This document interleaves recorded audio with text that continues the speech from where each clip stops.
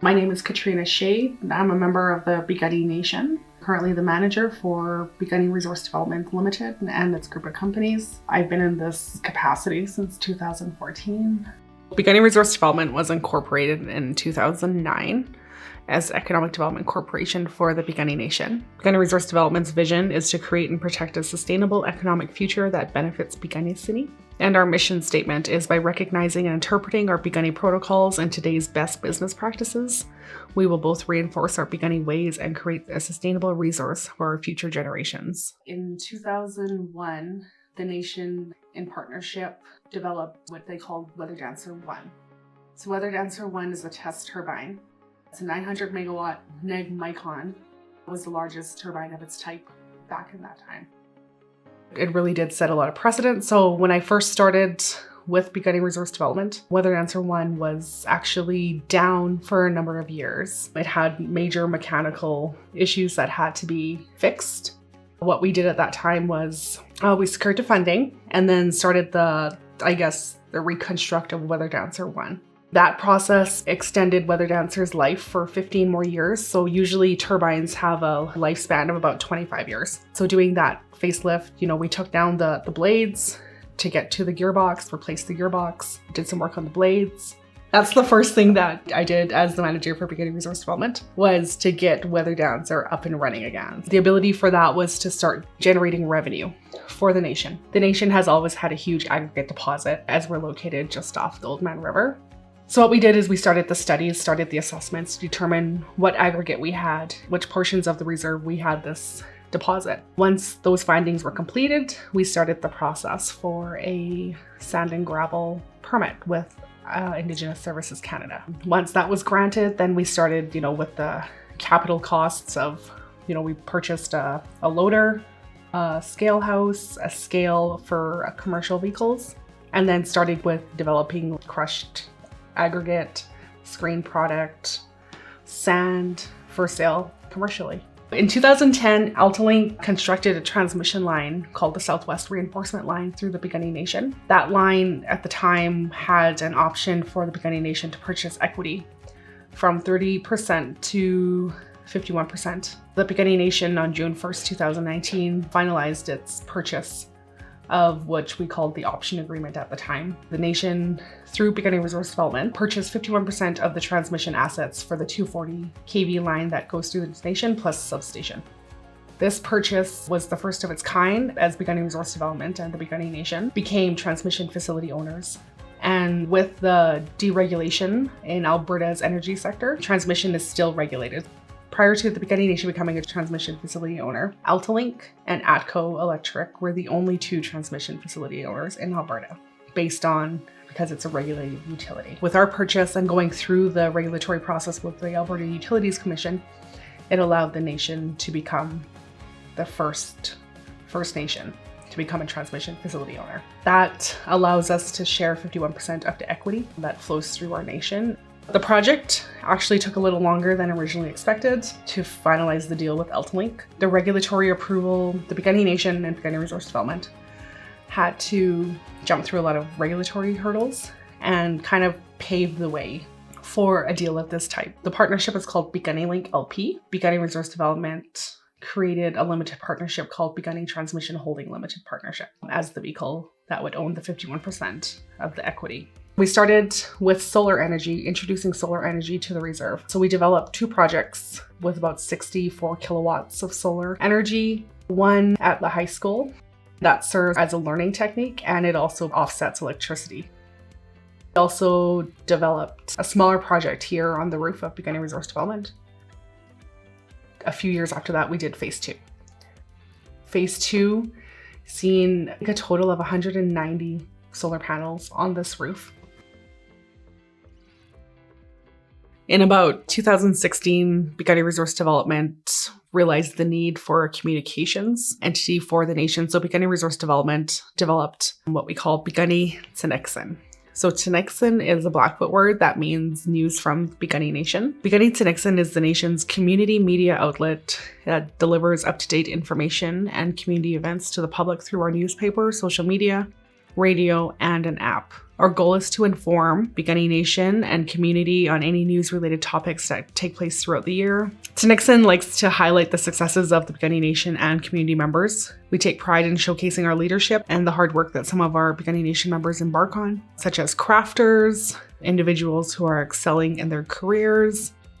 In September 2019, Piikani Resource Development began looking into expanding its communications department to develop a radio station. Piikani Resource Development decided that we would develop the radio station and it would be housed through the Piikani Tsinixin umbrella. This radio station's goal would be to expanding the outreach and ways Piikani Tsinixin would deliver information to the community. What we did is currently our radio station is Piikani Nation Radio CKPN 106.3. More recently, through the development of our CRTC license with the radio station, we have developed Piikani Tsinixin Broadcasting Association, a member of the Piikani Resource Development Group of Companies. Here at Piikani Nation Radio 106.3 FM.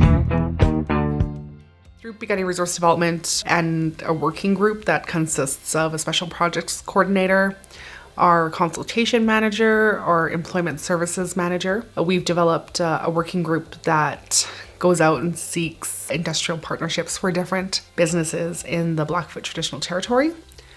We've had a number of partners for many different businesses of, civil, construction, electrical, just allowing the nation to become participants in industrial development outside of the reserve lands. So these partnerships will provide a return of equity back to the nation. And they also provide extensive employment and training opportunities for our nation members. With many partnerships in different phases of being developed and implemented, we have at least 10 different business opportunities from hydrovac to construction to tree clearing and fuel supply out there. So born out of that mandate came industrial security services. So we have a partner for industrial security services, and as a result, in 2020, we developed Piikani Security Services Ltd.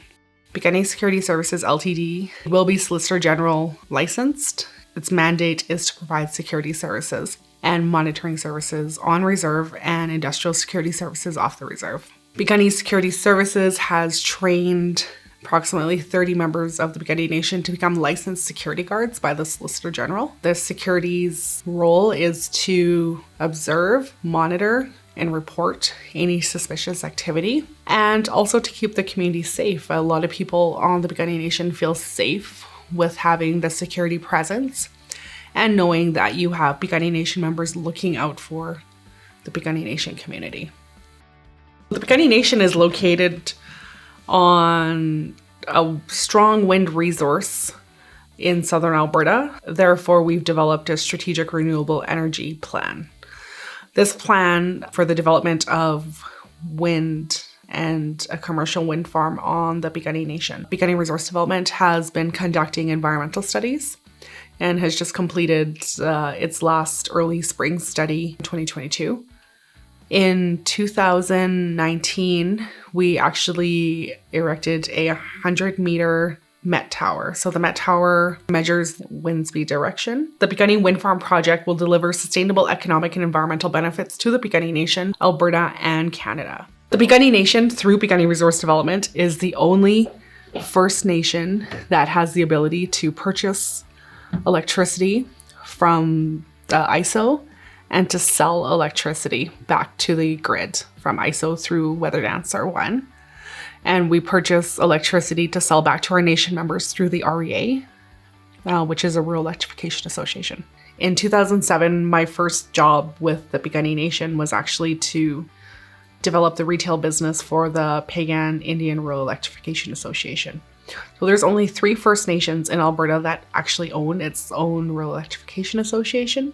And what that is, it's the distribution lines that come off the main feeder system from Fortis, Alberta, and those lines that go directly to the homes. Pagan Indian Rural Electrification Association was established in 1962 to bring electricity to the Piikani Nation. The nation decided that it wanted to provide its own retail billing services. So that was actually my first job on the Piikani Nation.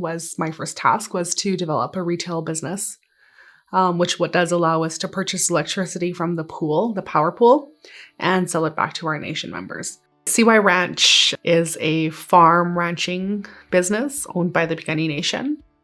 Currently, they have 621 cows and bred heifers, birthing 559 calves, and 389 steer and heifer yearlings, which are usually sold in the fall time. CY Ranch has 1,600 acres of forage land, 1,200 acres of hayland, and 470 acres of cultivated farmland, estimating in a total of 3,118 tons of forage production. And as far as the ranch is concerned, like we're doing our best to keep the ranch going and the ranching industry on the reserve going, especially in Piikani Nation, because if we don't have the resources that other nations have. And I've been at CY since 95. After the big flood of 95, that following summer's when I started. From there to this date. But we couldn't do it on our own, so we had to seek partnership. So we kind of went under the PRDL umbrella ever since that day.